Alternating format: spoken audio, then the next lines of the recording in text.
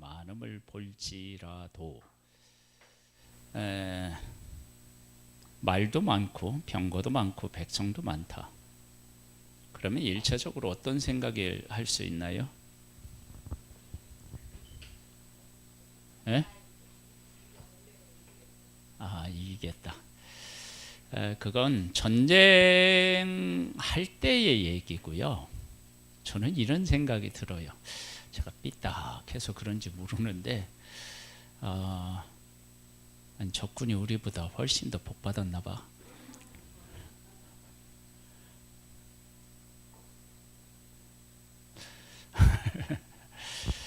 이건 정말로 현실적인 질문입니다.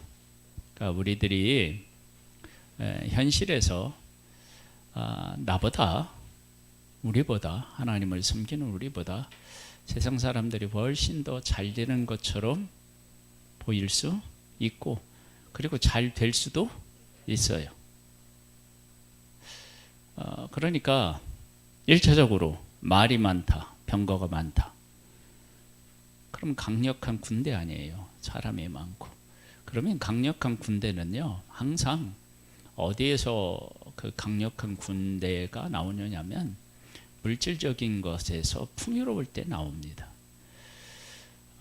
북한하고 우리나라하고 군사력에서 어느 정도 차이가 날까요? 어디가 더 군사력이 세다고 여기시나요? 북한이에요?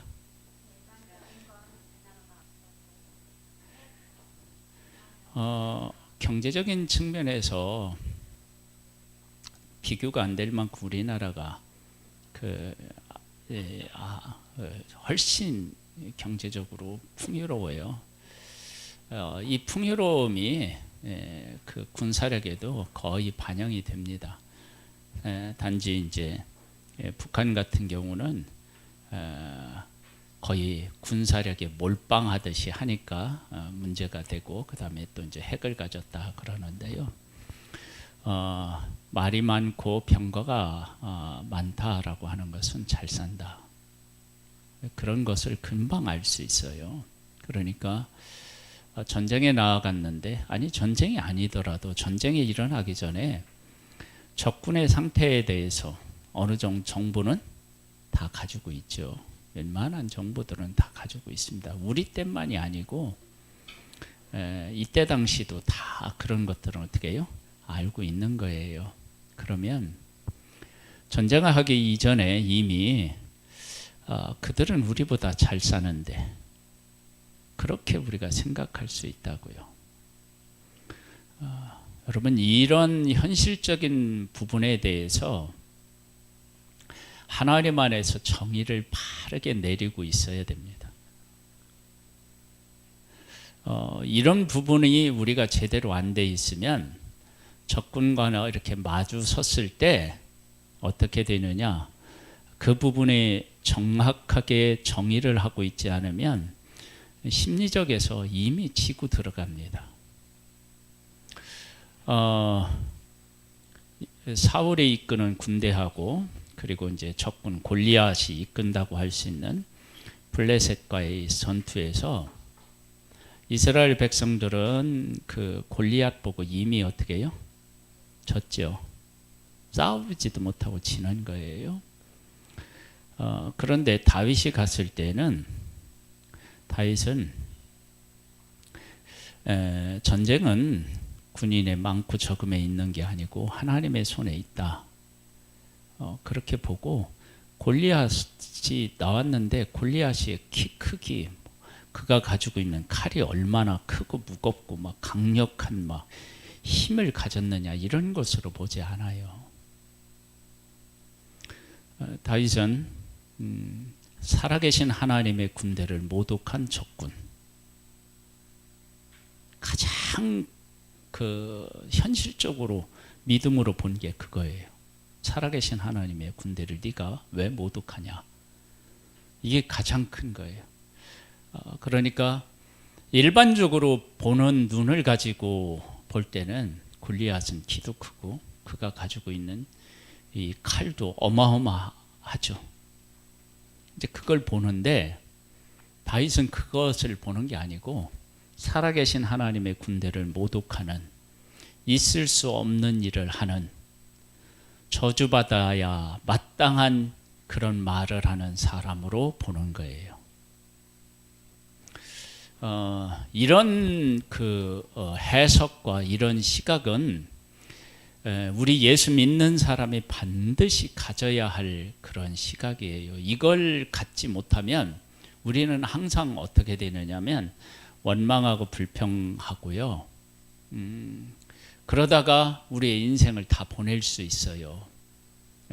그러니까 이제 이걸 어떻게 우리가 이제 그렇게 바르게 가질 수 있느냐? 그러면 다윗의 얘기를 지금 우리가 했는데 하나님 안에 가지고 있는 가치의 그 소중함, 그것을 우리가 하나님 안에서 명확하게 볼 수 있어야 돼요. 즉 사울이 이끄는 이스라엘 군대는 골리앗 앞에서 벌벌 떨고 있었어요. 근데 벌벌 떨고 있는 것이 보이는 현상, 사실이었는데 다윗은 뭐라고 그러냐면 살아계신 하나님의 군대라고 얘기했어요. 그러면 이제 오늘 본문으로 와서요.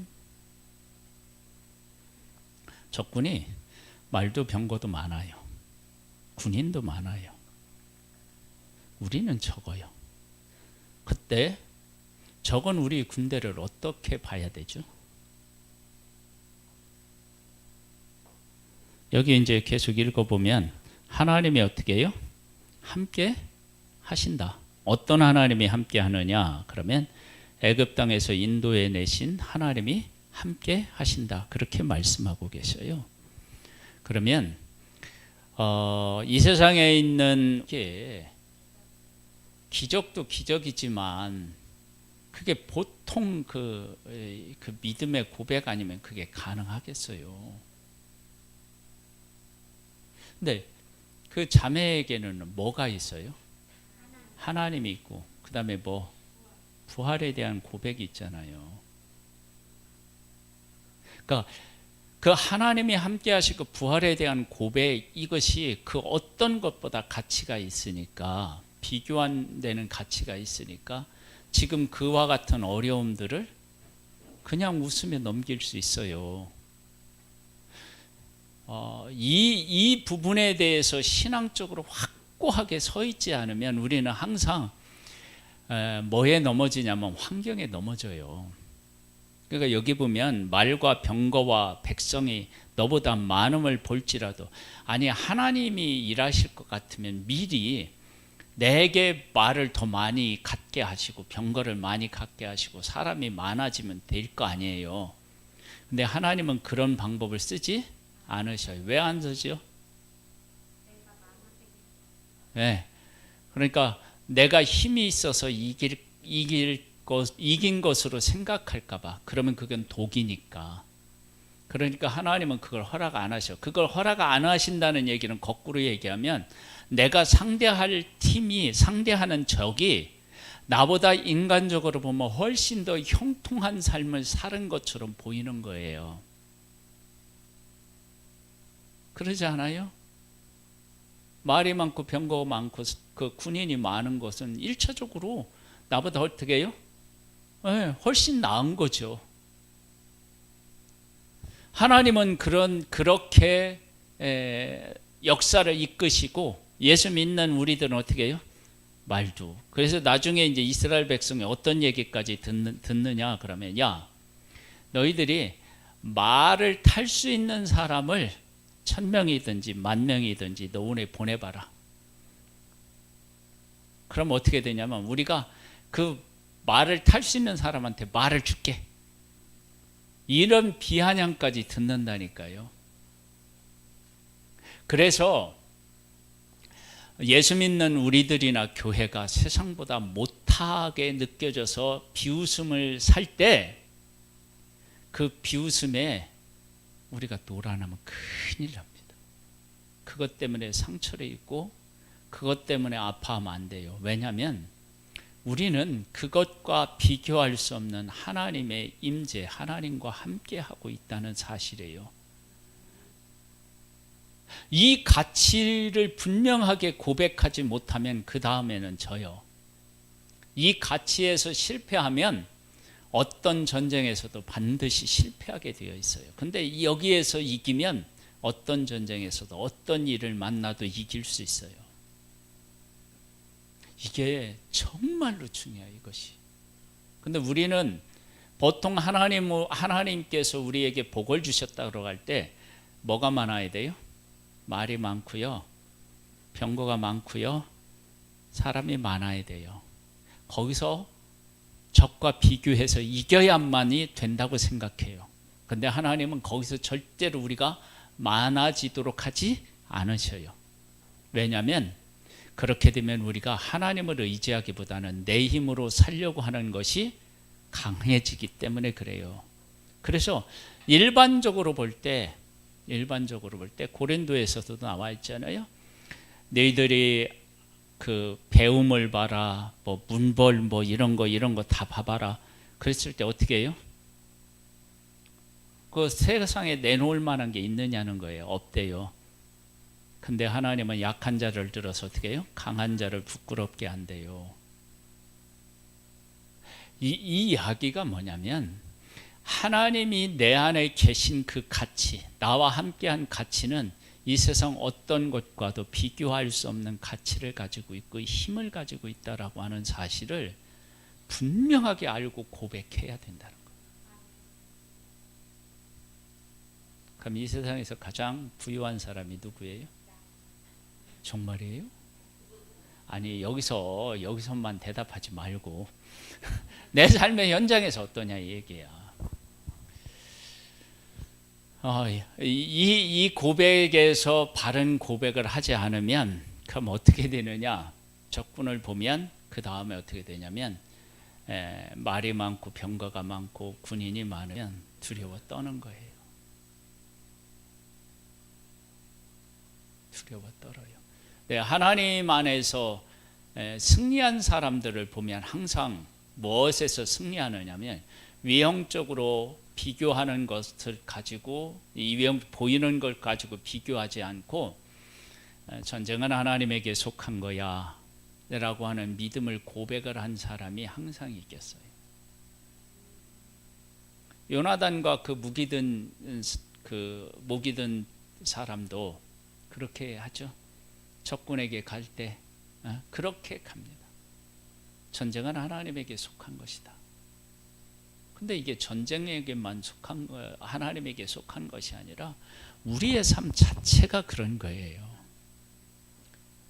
우리는 항상 어떻게 보냐면 보이는 것 가지고 비교를 해요. 그래서 그 보이는 것으로 비교했을 때도 우리가 훨씬 더 세상보다 나아야 된다고 생각하는 거예요. 그러면 어떻게 되느냐? 우리는 실패합니다. 그러니까 우리는 항상 뭘 가지고 해야 되냐면 하나님이 우리와 함께 하시는 것의 가치를 가지고 살아야 돼요. 그래서 전정은 자매님은 뭐라고 얘기를 했느냐? 그러면 자기가 병에서 고침받은 걸 가지고 얘기하지 않고 부활의 주님을 이야기한다는 거예요. 부활의 주님. 고침받은 거 가지고 얘기를 하면 그건 항상 나중에 문제가 되는 요소들이 숨어 있다는 거예요. 그런데 죽었다 살아나신 예수 그리스도를 증거하면 거기에는 부작용이 없는 거예요. 이렇게 얘기해요.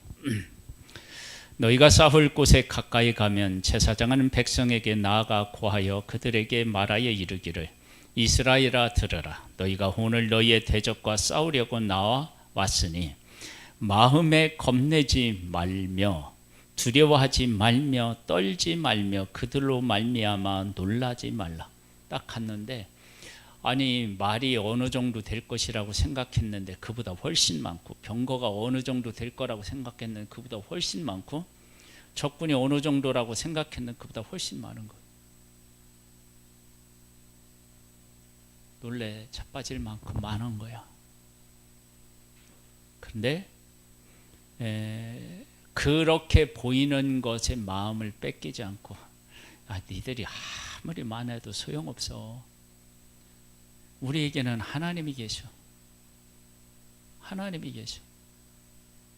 우리가 어떤 사람이 어떤 승리를 거둔 사람인지 알아? 애굽에 있을 때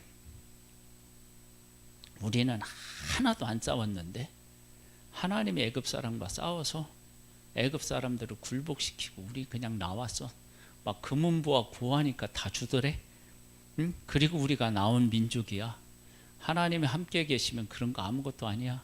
너희들 그거 믿고 우리한테 쳐들어온 거지.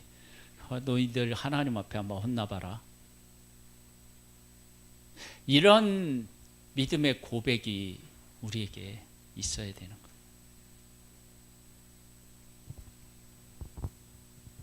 거예요. 지금 내 삶은 그런가요? 그렇죠? 어떤가 한번 잘 생각해 보세요. 이렇게 4절에 말씀하셔요. 너희 하나님 여호와는 너희와 함께 행하시며 너희를 위하여 적군과 싸우시고 구원하실 것이라 할 것이며 책임자들은 백성에게 말하여 이르기를, 그러면서 뭐라고 하냐면 새 집을 건축하고 낙석식을 행하지 못한 자가 있느냐, 그런 집으로 돌아갈지니 전사하면 타인이 낙성식을 행할까 하노라. 포도원을 만들고 가시를 먹지 못한 자가 있느냐, 그런 집으로 돌아갈지니 전사하면 타인이 그 과실을 먹을까 하노라. 여자와 약혼하고 그와 결혼하지 못한 자가 있느냐, 그는 집으로 돌아갈지니 전사하면 타인이 그를 데려갈까 하노라 하고, 책임자들은 또 백성에게 말하여 이르기를 두려워서 마음이 허약한 자가 있느냐, 그는 집으로 돌아갈지니 그의 형제들의 마음도 그의 마음과 같이 낙심될까 하노라 하고, 백성에게 이르기를 마친 후에 군대의 지휘관들을 세워 무리를 거느리게 할지니라. 차포 다 떼고 뭐 가지고 또 싸워. 지금도 막 저희 말도 많고 병거도 많고 그다음에 뭐예요? 군인도 많은데, 근데 다 돌려보내래. 다 돌려보내. 어떻게 하나님의 일을 할 수, 전쟁을 치를 수 있겠어요? 어떻게 하나님의 일을 행할 수 있겠어요? 여러분, 전쟁만 그 사람이 많고 적음 이런 거 가지고 싸우는 게 아닌 것이 아닌 것처럼 우리들의 삶의 모든 부분도 마찬가지예요. 하나님의 일은 사람이 많아서 되는 일이 아니에요. 하나님을 온전히 믿고 신뢰하고 그 하나님을 따라갈 수 있는 사람이 있으면 승리하고 없으면 안 되는 거예요. 소돔과 고모라가 왜 망했어요? 네? 소돔과 고모라가 악해서 망했나요? 물론 악해서 망했죠. 근데 우리 편에서 보면 어떻게 해요? 의인 10명이 없는 거예요. 의인 10명이 왜 필요해요? 의인 10명이 왜 필요하냐고요. 의인 10명이 있으면 영향력을 끼칠 수 있다는 거예요. 그렇죠? 근데 믿음으로 살지 못하면, 의인이 아닌 악인은요, 아무리 많아도 어떻게 돼요? 롯이 소돔과 고모라에 어떻게 해요? 죄악의 영향을 받죠. 왜? 하나님을 온전히 신뢰하지 못하며 살아가기 때문에 그런 거예요.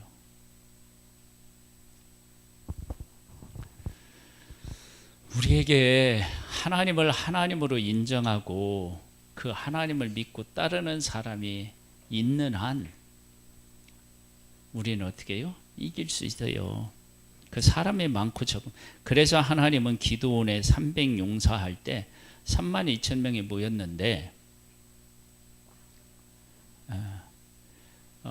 야, 두려운 사람 다 가. 그랬더니 22,000명이 가요.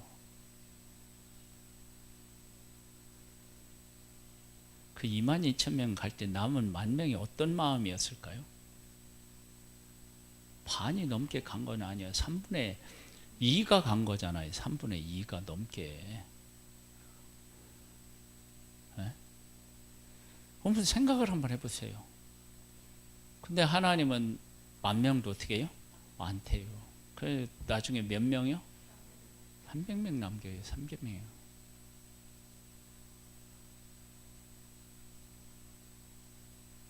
300명한테 하나님이 막 미사일을 준 게 아니에요. 뭐 줬어요? 뭐 가지고 가래요? 항아리, 나팔, 횃불이에요. 이게 무기인가요? 여러분, 이 세 가지 무기는 다 적군에게 노출될 수 있는 다 무기예요. 요즘 항아리에 뭐 소리 안 나게 들고 다녀봐요. 횃불 한번 안 보이게 들고 다녀봐요. 네? 이게 말이 안 되는 무기인데 그 무기를 가지고 싸우라는 거예요. 그리고요, 300명 갖고 적군을 애워싸래요. 참나. 어떻게 300명하고 애워싸요? 그게 말이 안 되죠. 셋대로 나누래. 아니 무슨 뭐 300명 갖고 뭐 셋대를 나누어 가지고 또 어떻게 하자는 거야? 네?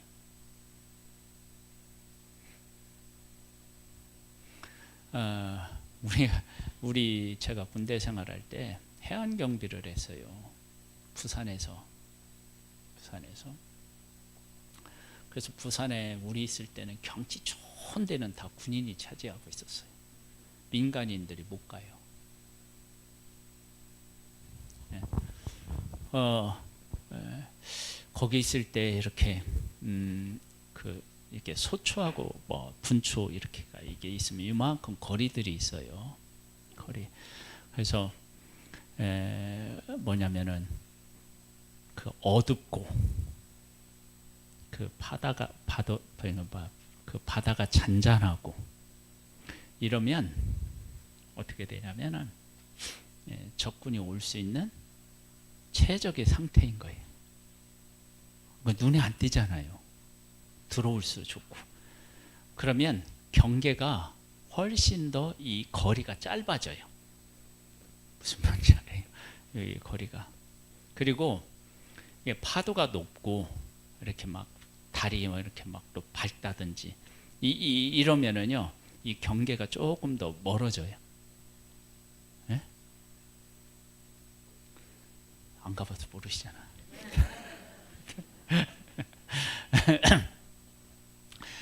그렇게 경계를 쓰는데 진짜 이렇게 간첩이 들어온다 그러면 해상에서 발견하지 못하면 이렇게 육지로 오면 사실 발견하는 일이 쉬운 게 아니에요. 왜냐하면 이렇게 촘촘히 있는 게 아니니까. 얼마든지 그 공간으로 나아갈 수 있는 요소가 있어요. 그래서 바다를 통해 오는 것은 바다에 있을 때 다 발견을 해야 돼요. 레이더 같은 경우로 이렇게. 그래서 우리 때는 어떻게 되냐면 그 이제 어신소라고 그래요. 배가 정박해 있는 곳. 그곳에서 고기를 잡으러 갈 때 어느 어신소에서 몇 번의 배가 출항했습니다. 그걸 다 우리 일지에다 매일같이 적어야 돼요. 적고 그리고 나서 갔다 그러면 거기 떠 있는 배가 몇 개인지 다 레이더로 다 해서 거기다 많다 그러면 이거 수상하게 생각해서 작전이 벌어지는 거예요. 그리고 올 때 되면 이게 몇 번이 다 왔다. 그런 것들이 다 보고가 됐어요. 우리 때. 그런 일을 하다 왔어요. 우리가. 이렇게 이게 거리가 있다고요. 거리. 근데 300명을 가지고 10만 명이 넘는 군인을 가지고 어떻게 뭔 작전을 해요. 생각을 해봐요. 그들을 에워싼다 그러면 10만 명을 300명이 에워싸면 어떻게 돼요? 에워싼 게 아니에요. 저기 한 명 있고 여기 한 명 있으면 그게 무슨 에워싼 게예요. 에워싼다는 것은 촘촘히 해서 이렇게 해야 에워싼 거지. 그런데 하나님은 300명이 10만 명도 어떻게 해요? 에워쌀 수 있는 거예요. 우리와 함께 하시는 하나님이 어떤 하나님이신지를 알면 그게 가능해져요. 근데 어떤 하나님인지를 모르면 그러면 어떻게 해요? 이 환경적인 것 때문에 두려워서 뒤로 물러서는 거예요. 절대로 적군과 맞설 수가 없어요.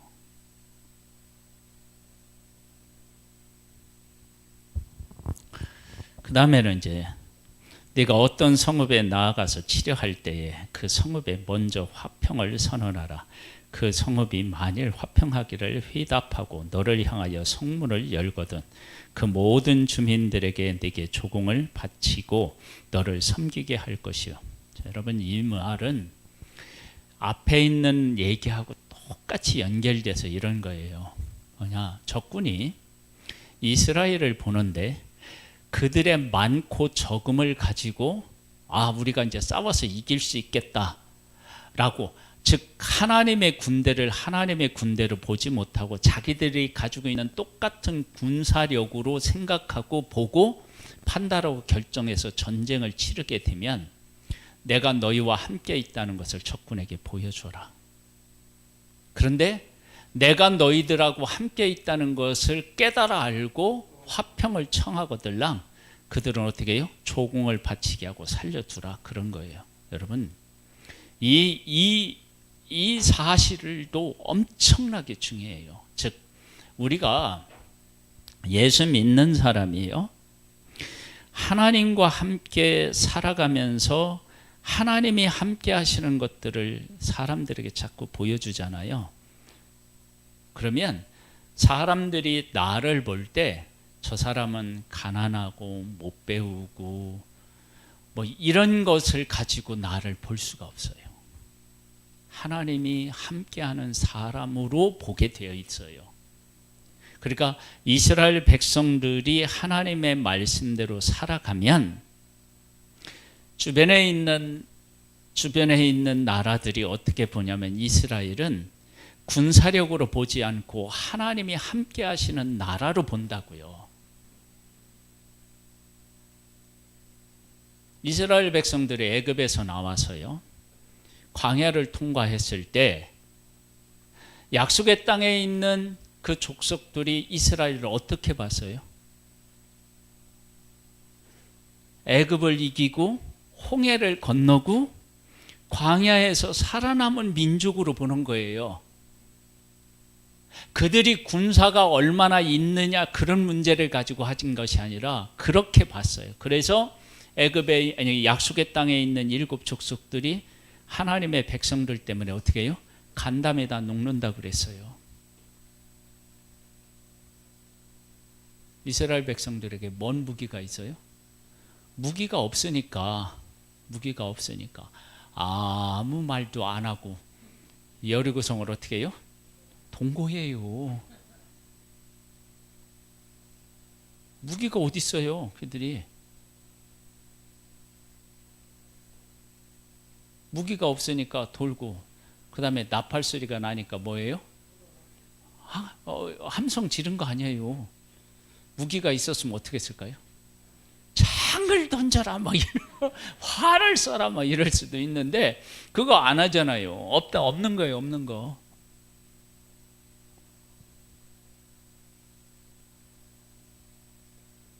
성경을 그렇게 보니까 재밌잖아요. 그러니까 적군이 하나님의 군대라는 사실을 인지하면 살아남고요, 그걸 인식하지 못하면 죽는 거예요. 여러분, 우리가 하나님이 우리와 함께 하시는데 내 주변에 있는 사람이 나를 하나님이 함께하는 사람으로 안 보고 그냥 일반 사람으로 보면 큰일 나는 거예요. 우리가 그런 사람으로 지금 살아가고 있는 거예요. 알랑가 모르네.